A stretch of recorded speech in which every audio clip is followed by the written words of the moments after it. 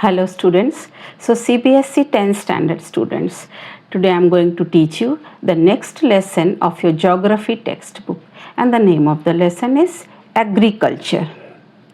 As you all know that 2/3 of our population is engaged in agricultural activities, and agriculture क्या है? This is the primary activity, and most of the food that we consumed, it comes from agriculture only.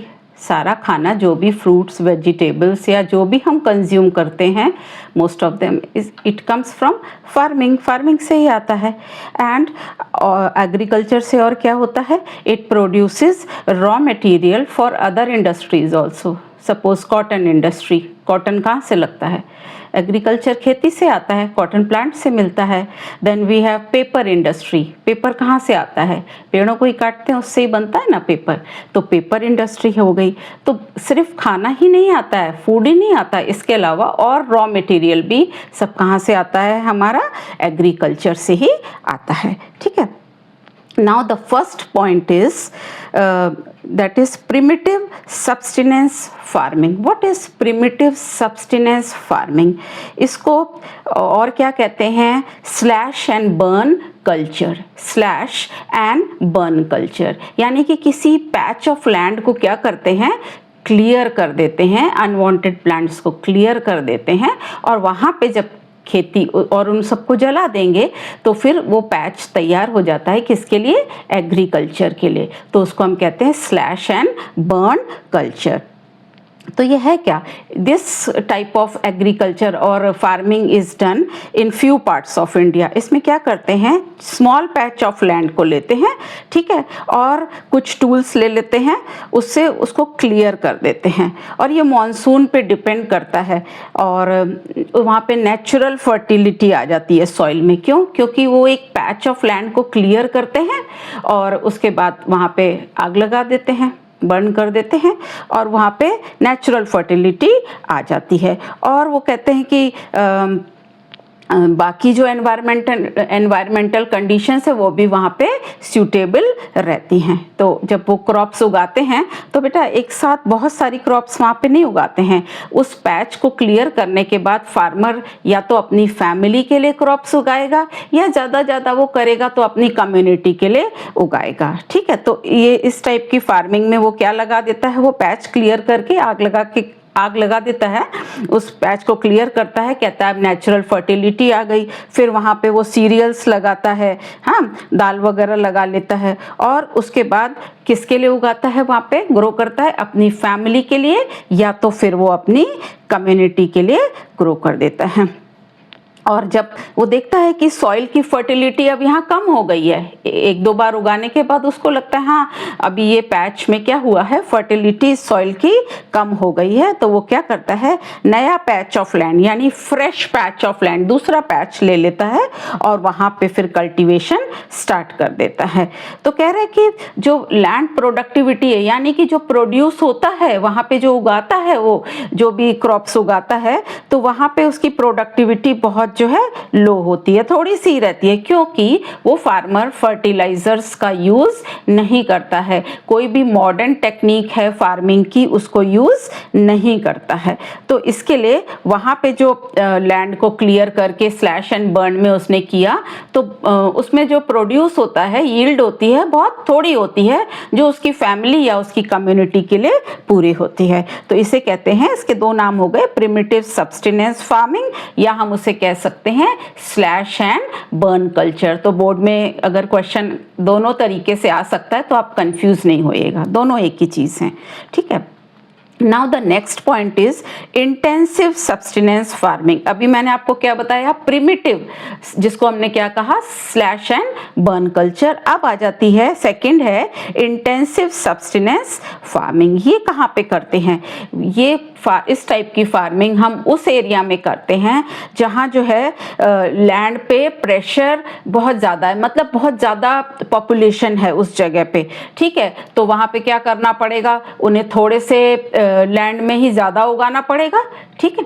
तो वहाँ पे अब तुम्हें पता है अगर लैंड कम है और वहाँ पे पॉपुलेशन ज़्यादा है तो सारी पॉपुलेशन की नीड्स तो पूरे करना ही पड़ेगा ना।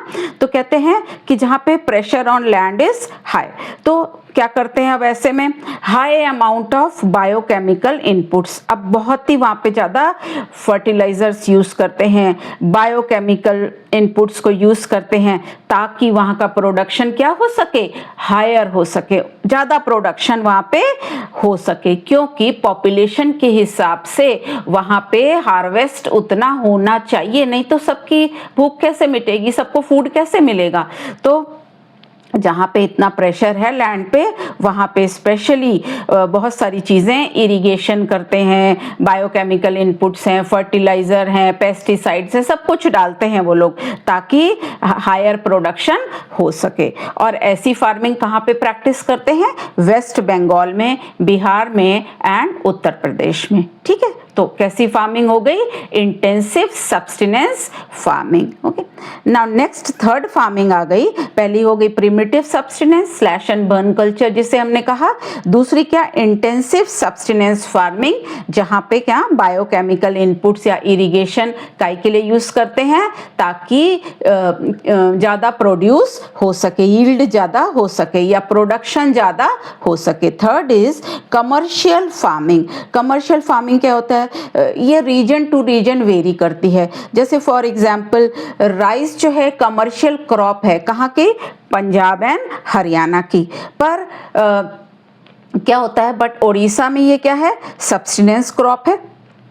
ठीक है, तो ये सब्सिस्टेंस क्रॉप मतलब that is grown for the family, थोड़ी सी उगाते हैं और बेचने के लिए नहीं उगा रहे हैं सब्सिस्टेंस में, तो क्या है वो बेचने के लिए उन्होंने नहीं उगाया है, किसके लिए ग्रो किया है, अपनी फैमिली के लिए यूज करने के लिए उगाया है। पर कमर्शियल क्रॉप कहाँ की है, कमर्शियल मीन्स जो क्रॉप को आप अपने जो ग्रो किया है उसमें आपको हाई यील्ड चाहिए, बहुत ज़्यादा हमको प्रोड्यूस चाहिए, और उसमें क्या यूज़ करते हैं वो modern inputs, modern farming use करते हैं और modern ways of farming use करते हैं, और सीड्स, हाई वैरायटी के सीड्स यूज करते हैं, केमिकल फर्टिलाइजर्स यूज करते हैं, इंसेक्टिसाइड्स एंड पेस्टिसाइड्स। ये सारी चीजें क्यों करते हैं, ताकि उनकी यील्ड क्या हो सके, बहुत ज्यादा हो सके, खूब सारा प्रोड्यूस वहां से उनको मिल सके। तो इस टाइप की कमर्शियल फार्मिंग में कैसे यूज करते हैं, मॉडर्न टेक्निक्स ऑफ फार्मिंग को हम यूज करते हैं ताकि प्रोडक्शन ज्यादा मिल सके, ज्यादा यील्ड आ सके, और ज्यादा यील्ड आएगी तभी हम क्या मार्केट में सेल कर पाएंगे ना। अगर थोड़ी यील्ड रहेगी तो क्या होगा, हमारे फैमिली या हमारी कम्युनिटी के लिए ही होगा।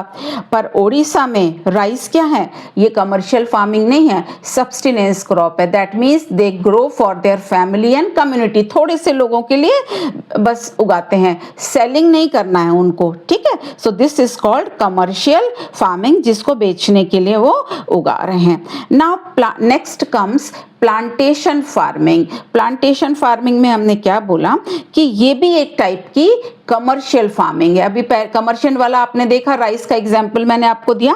प्लांटेशन फार्मिंग भी क्या है, ये भी एक टाइप की कमर्शियल फार्मिंग है। इसमें क्या करते हैं, एक सिंगल क्रॉप ग्रो करते हैं और बड़े से एरिया में एकर्स ऑफ लैंड में एक ही क्रॉप को ग्रो करते हैं, और ये प्रोडक्शन किसके लिए होता है, ये स्पेशली फॉर द मार्केट, खासकर मार्केट में बेचने के लिए ही हाई लेवल का प्रोडक्शन हम करते हैं। ठीक है, और उसको बाद में मार्केट में ले जाके सेल करते हैं। या तो फिर इतना हाई लेवल का जब हमने किया है प्लांटेशन फार्मिंग, तो कहाँ पे ले जाएंगे हम उसको, इंडस्ट्रीज की ओर लेके जाएंगे। क्यों लेके जाएंगे, ताकि हम उसमें से उसको प्रिजर्व भी करके रख सकते हैं, या तो फिर हम उसको और तरीके से, ताकि हम उसको पूरे साल भर हम उसको यूज कर सकें। ठीक है, अब जैसे उन प्लांटेशन फार्मिंग को हमें कैसे ले जाना पड़ता है, सारा सामान, अब मान लीजिए शुगर केन को ले जाना है शुगर इंडस्ट्री की ओर, तो सारा शुगर केन हमने निकाला, लार्ज एरिया में फार्मिंग हो गई, क्योंकि प्लांटेशन फार्मिंग है और इसको सीधे फैक्ट्रीज में, इंडस्ट्रीज में ले जा रहे हैं, ट्रांसपोर्ट के जरिए वहां पे लेके जा रहे हैं। और वहां देखते हैं कम्युनिकेशन भी होना चाहिए प्लांटेशन एरिया में। पता लगा इतनी दूर तक फार्मिंग हो रही है और कोई बात ही नहीं हो पा रही है कि यहाँ क्या प्रॉब्लम आ रही है, कोई कीड़े आ गए हैं या कुछ और भी प्रॉब्लम आ गई है, पानी ज्यादा वहां पे वाटर लॉगिंग हो गई है। तो ये सारी चीजों के लिए वहां पे कहते हैं कम्युनिकेशन भी बहुत अच्छा होना चाहिए। अब इंडस्ट्री क्या करेंगी, इतना सारा यील्ड प्रोड्यूस आया तो खुद अपने घर तो नहीं ले जाएंगी, वो किसके लिए यूज कर रही हैं, ताकि पूरी पॉपुलेशन का पेट भर सके। तो वो उसको प्रोसेसिंग करती हैं। क्या करती हैं? प्रोसेसिंग। जैसे अब शुगर केन को हम इंडस्ट्री पे ले गए तो शुगर केन को जूस निकाल के फिर उससे गुड़ भी बन गया, शुगर बन गई, फिर वो मार्केट्स में चली जाती हैं। तो इसी तरीके से इंडिया में tea, coffee, rubber, sugar cane, banana, ये सब प्लांटेशन क्रॉप्स हैं। तो ठीक है, तो टी वगैरह ये सब प्रोसेसिंग के बाद तो पैक्ड हो जाएंगी बॉटल्स में या पाउचेस में पैक हो जाएगा। शुगर केन से आपने देखा शुगर बन जाएगी, गुड़ बन जाएगा। और बनाना को भी ऐसे सबको क्या करते हैं, प्रोसेस करके रख लेते हैं। तो ये प्लांटेशन फार्मिंग कहाँ पे प्रैक्टिस करते हैं? असम, वहाँ की चाय आपने देखा है ना, नॉर्थ बंगाल में करते हैं, कर्नाटका में करते हैं। तो ये सारी फार्मिंग, प्लांटेशन फार्मिंग कहाँ होती है इन स्टेट्स में? असम, नॉर्थ बंगाल एंड कर्नाटका, क्योंकि यहाँ बहुत बड़ी लैंड पे प्लांटेशन फार्मिंग होती है ताकि हम इसको प्रोसेस करके सब जगह भेज सकें। तो कह रहे हैं कि अब इंडिया में आपने देखा कि 3 टाइप्स ऑफ क्रॉप्स हैं। एक तो रबी क्रॉप, खरीफ क्रॉप एंड ज़ैद। अब रबी क्रॉप क्या होती है, कब लगाते हैं? रबी क्रॉप में मेनली आती है गेहूं। इसको हम कब लगाते हैं? विंटर के टाइम में लगाते हैं। विंटर मीन्स अभी स्टार्ट ही होता है विंटर, अक्टूबर से दिसंबर, जल्दी से लगा देते हैं। और and it is harvested in summer. देखो मार्च अप्रैल में गेहूं निकल जाती है कि नहीं। और फिर खरीफ क्रॉप क्या होती है, वो अप्रैल मई में लगाते हैं, वो खरीफ में आ जाते हैं आपके राइस, क्योंकि उसके बाद बारिश आने वाली होती है या स्टार्ट हो चुकी होती है। तो राइस को आपको पता है पानी खूब चाहिए होता है और फील्ड में पूरा पानी भरा रहता है और राइस की क्रॉप को लगाया जाता है। और धीरे धीरे फिर बारिश तेज होती जाती है और खरीफ क्रॉप ऐसे अच्छे से ग्रो हो जाती है।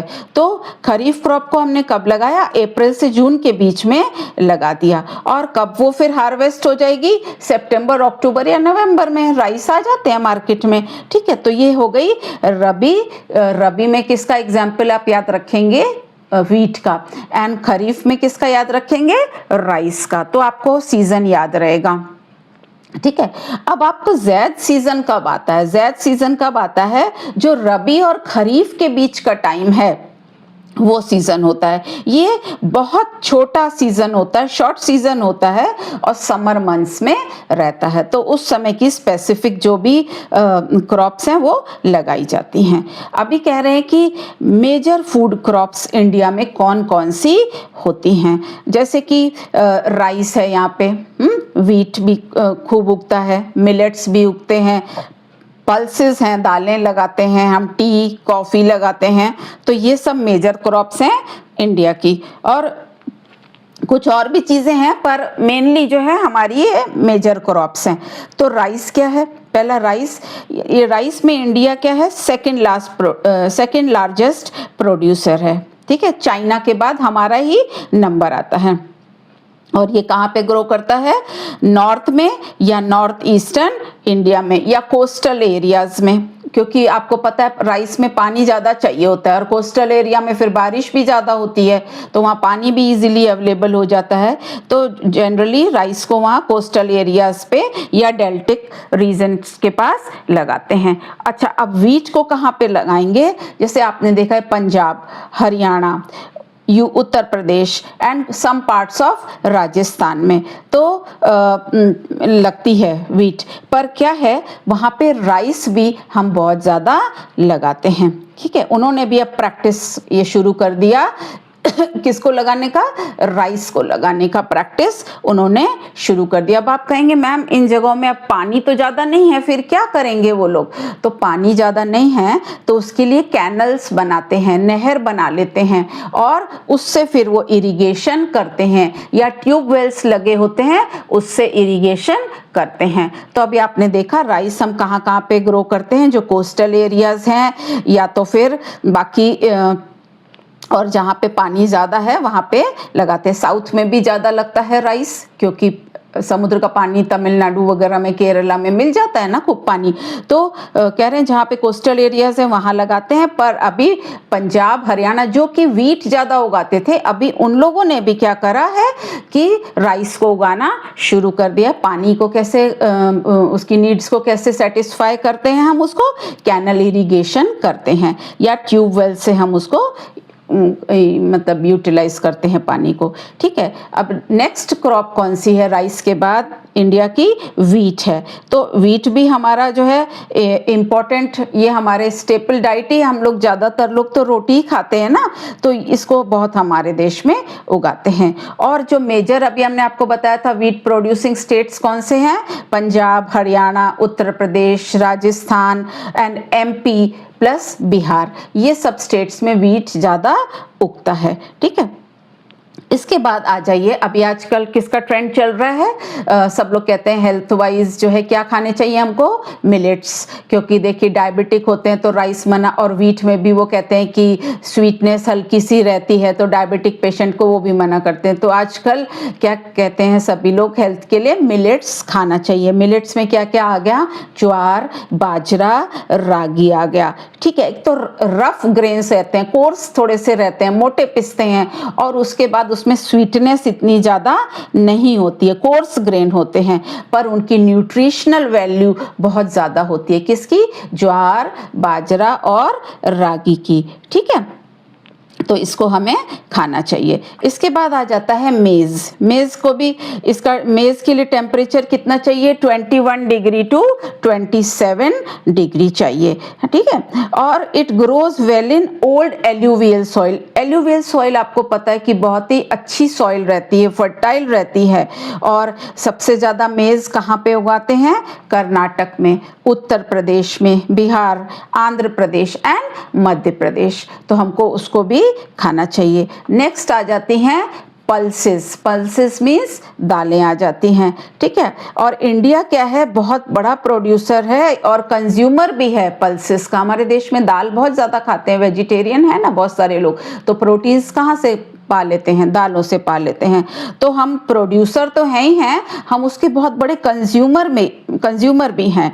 ठीक है, और हमारे कंट्री में तो सारी दालें उगती हैं, चाहे वो आपकी तूर की दाल हो, उड़द हो, मूंग, मसूर और मटर पीस जिसे कहते हैं ना, और ग्राम चना वना की दाल और मटर की दाल, सब दालें हम खाते हैं। ठीक है, अब क्योंकि ये लेजुमिनस क्रॉप्स है, लेजुमिनस मीन्स फली के अंदर रहता है, फली रहता है ना, बरबट्टी भी कहते हैं फली के अंदर आ जाता है, जैसे मटर भी फली में रहता है। ठीक है, तो क्या होता है, सारी क्रॉप्स क्या होता है, वो किस में हेल्प करती हैं? रीस्टोरिंग सॉइल फर्टिलिटी, क्योंकि वो एक कवर के अंदर रहती हैं। तूर दाल को हम छोड़ के कह रहे हैं, सारी दालों में सिर्फ हम किसको कह रहे हैं? एक्सेप्ट तूर दाल, जिसे अरहर की दाल भी हम कहते हैं।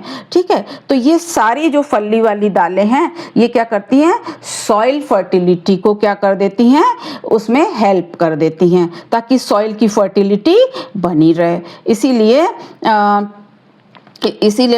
मोस्टली जो ऐसी दालों को रोटेशन वाइज उगाया जाता है, कभी ये दाल और फिर कभी कोई और क्रॉप लगाते हैं, फिर दाल लगाते हैं, फिर क्रॉप, क्योंकि कहते हैं उससे मिट्टी की फर्टिलिटी बनी रहती है अगर हम ये पल्सेस लगाते हैं। और मेजर पल्सेस ज़्यादा दालें होती कहाँ हैं? एमपी में हो जाती हैं, उत्तर प्रदेश में हो जाती हैं, राजस्थान, महाराष्ट्र एंड कर्नाटका। तो यहाँ सब पे पल्सेस खूब उगाई जाती हैं। तो अभी आपने देखा मेजर फूड क्रॉप्स इंडिया की कौन कौन सी हैं? तो राइस है, वीट है, मिलेट है, मेज है, पल्सेस हैं, ये सब मेजर क्रॉप्स हैं। इसके बाद क्या आ जाता है? Food crops other than grains. अच्छा, अब ग्रेन्स के अलावा अनाज ये तो सारे हमारे हो गए, ठीक है। इसके अलावा जो है शुगर केन, आपने देखा हमारे यहाँ ऑयल सीड्स भी हम खाते हैं ना, कोई सोयाबीन ऑयल खाता है, कोई सनफ्लावर ऑयल खाता है, कोई आपका ग्राउंड नट ऑयल खाता है, तो सब अलग अलग सीड्स का ऑयल खाते हैं। तो अभी उसके अलावा ग्रेन्स के अलावा हमारे यहाँ शुगर केन भी आता है, ऑयल सीड्स भी आते हैं, ग्राउंड नट्स भी आते हैं। तो चलो अब इनके बारे में भी सुन लेते हैं। शुगर केन क्या होता है, कहाँ पे उगता है? हॉट क्लाइमेट में ज़्यादा उगता है, जिसे ट्रॉपिकल हॉट क्लाइमेट बेल्ट में ज़्यादा हो जाता है। और बहुत ह्यूमिडिटी जहाँ पे हो, ह्यूमिड हो, उमस सी रहे, वहाँ पे आता है शुगर केन। और इसके लिए, पर शुगर केन के लिए क्या होता है बेटा? Manual labour. अब मशीनरी यूज़ नहीं कर सकते, जो भी मैन पावर ही चाहिए, उसके लिए कोई लेबर ही चाहिए जो आके करे, सो करे यानी बोने का काम भी करे और हार्वेस्टिंग का भी काम करे। तो यानी कि उसमें मशीन से हम काम नहीं कर सकते, उसमें हमको लेबर की जरूरत होती है, ठीक है। और इंडिया क्या है? सेकेंड लार्जेस्ट प्रोड्यूसर है शुगर केन का। और सबसे पहला नंबर किसका है? ब्राजील का। शुगर केन में सबसे पहले किसका नंबर है? ब्राजील का। और जो सबसे ज्यादा शुगर केन हमारे कंट्री में उगाते हैं जो स्टेट्स, उसमें है उत्तर प्रदेश, महाराष्ट्र, कर्नाटका, तमिलनाडु, आंध्र प्रदेश, बिहार, पंजाब एंड हरियाणा। अब इसके बाद नेक्स्ट और क्या प्रोड्यूस है हमारे पास? ऑयल सीड्स हैं। ऑयल सीड्स भी हमें चाहिए ना, खाना किससे बनाएंगे? ऑयल सीड्स के बिना थोड़ी खाना बनेगा। तो मेन ऑयल सीड्स जो हैं हमारे यहाँ, सबसे ज़्यादा ग्राउंडनट होती है, मस्टर्ड ऑयल सुना है ना, सरसों का तेल होता है, कोकोनट ऑयल, देन सीसम हो जाता है, सोयाबीन हो जाता है, कैस्टर सीड्स, कैस्टर ऑयल भी आता है, कॉटन सीड्स भी आती हैं, और सनफ्लावर ऑयल। तो ये सारी चीज़ें, इन सबको भी सीड्स को हम उगाते हैं। सनफ्लावर को उगाएंगे तो उसमें से सीड्स मिलेंगे, फिर उससे ऑयल निकल जाता है। ऐसे ही ग्राउंड नट्स है, मस्टर्ड है, तो सारी चीज़ें हम अपने देश में ग्रो करते हैं ताकि इनकी सीड्स से हम ऑयल निकाल सकें। और आजकल तो सीड्स खाने का भी फैशन है ना, पंपकिन सीड्स, सनफ्लावर सीड्स लोग हेल्थ वाइज खाने लग गए हैं। अब ग्राउंड नट है क्या? ग्राउंड नट जो है खरीफ क्रॉप है। खरीफ, मैंने अभी क्या नाम बताया था? राइस का भी नाम बताया था। तो यानी कि ये भी बारिश आने के थोड़ा पहले ही लगा देते होंगे। और ये हमारे देश में मेजर ऑयल सीड है, बहुत सारी उगाते हैं हम इनको। और आंध्र प्रदेश जो है सबसे लार्जेस्ट प्रोड्यूसर है ग्राउंडनट का। उसके बाद आंध्र प्रदेश के बाद आती है तमिलनाडु, कर्नाटक, गुजरात एंड महाराष्ट्र। तो ये सारी चीज़ें, और गुजरात की तो पीनट खाई भी होंगी आपने, रोस्टेड जो आती हैं। तो ये सारे सीड्स भी हम उगाते हैं, ऑयल सीड्स भी उगाते हैं। और इसके साथ साथ शुगर केन भी हो गया। अब इसके साथ साथ और हम क्या एग्रीकल्चर में और क्या बनाते हैं? हम लगाते हैं टी एंड कॉफ़ी, बेवरेज कहते हैं जिसको हम पीते हैं। चाय को पीते हैं बेवरेज में। तो चाय क्या, असम की तरफ चाय, दार्जिलिंग की तरफ देखा है आपने चाय है, क्योंकि वहाँ पे ट्रॉपिकल क्लाइमेट है, यानी कि गर्म है, ठीक है। और ये भी क्या है? लेबर इंटेंसिव इंडस्ट्री है। अब इसमें भी लेबर की जरूरत होती है, क्योंकि चाय की पत्ती तोड़ने के लिए लीव्स तोड़ने जाना पड़ता है ना, तो उन खेतों पे। तो उसमें क्या होता है? बहुत सारा लेबर चाहिए, और लेबर भी चीप भी होना चाहिए और स्किल्ड भी, उनको आना भी तो चाहिए। ऐसा नहीं पत्ती तोड़ते तोड़ते उसको नुकसान पहुंचा दें, पूरी लीफ शायद चाहिए होती होगी। और उसके तोड़ने का भी तरीका है, देखा आपने पीछे बास्केट लगा के जब चलते हैं, तो वो टी इकट्ठे करने के लिए। और जो मेजर टी प्रोड्यूसिंग स्टेट्स हैं वो कौन से हैं? असम है, फिर हिल्स ऑफ दार्जिलिंग है, और जलपाईगुड़ी डिस्ट्रिक्ट, वेस्ट बंगाल, तमिलनाडु एंड केरला। तो आपने देखा बेवरेजेस भी हमारे यहाँ, चाय वाय भी उगाई जाती है, कॉफ़ी भी उगाई जाती है। अभी after T comes coffee. Coffee के लिए भी जो है इंडिया जो है 4% वर्ल्ड की कॉफ़ी का खुद ही प्रोड्यूस कर लेता है। तो अरेबिका वैरायटी, हम कौन सी वैरायटी उगाते हैं? Arabica variety. और हम उसको लाए कहाँ से? यमन से हम उसको लेके आए, वो हम अपने कंट्री में उगाते हैं। ओके, तो वो कहाँ पे हम उगा रहे हैं अभी आजकल? नीलगिरी है कर्नाटका में, वहाँ पे उगाते हैं। केरला में कॉफ़ी को उगाते हैं। एंड देन तमिलनाडु में हम उसको उगाते हैं। तो आपने देखा अभी कि कितनी क्रॉप्स हम सब उगाने लगे। और मेन जो इसके टर्म्स थे, हमने आपको प्रिमिटिव सब्सटेंस फार्मिंग बताया, जिसमें स्लैश एंड बर्न कल्चर बताया, फार्मिंग बताया, और सेकंड हमने बताई इंटेंसिव सब्सटेंस फार्मिंग, जहां पे हाई प्रोड्यूस चाहिए होता है क्योंकि पॉपुलेशन ज़्यादा होती है, तो इसके लिए वो मॉडर्न टेक्निक्स यूज करते हैं फार्मिंग के लिए। और कमर्शियल हमने क्या बोला, मार्केट में सेल करने के लिए उगाते हैं वो सारा। उसके लिए भी हाई क्वालिटी सीड्स लेते हैं, केमिकल्स सारे फर्टिलाइजर लेते हैं, इंसेक्टिसाइड्स लेते हैं, पेस्टिसाइड्स लेते हैं। तो इससे क्या हो जाता है, हायर प्रोडक्टिविटी हो जाती है, मतलब बहुत सारी खेती में फसल उग जाती है और उसको हम मार्केट में बेच सकते हैं। और प्लांटेशन फार्मिंग हमने बताया एक लार्ज एरिया में करते हैं और एक ही क्रॉप को उस एरिया में ग्रो करते हैं और उसको उसके बाद कहाँ ले जाते हैं, उस क्रॉप को उगा के सीधे इंडस्ट्री में ले जाते हैं और उसको वहाँ पे प्रोसेसिंग किया जाता है। बेटा वीडियो बहुत लेंदी हो जाएगा, इसीलिए सेकंड पार्ट मैं आपका इस वीडियो को और बनाऊंगी सेकंड पार्ट। अभी फर्स्ट पार्ट में मैं यहाँ तक लेसन को कवर कर रही हूँ। Thank you students.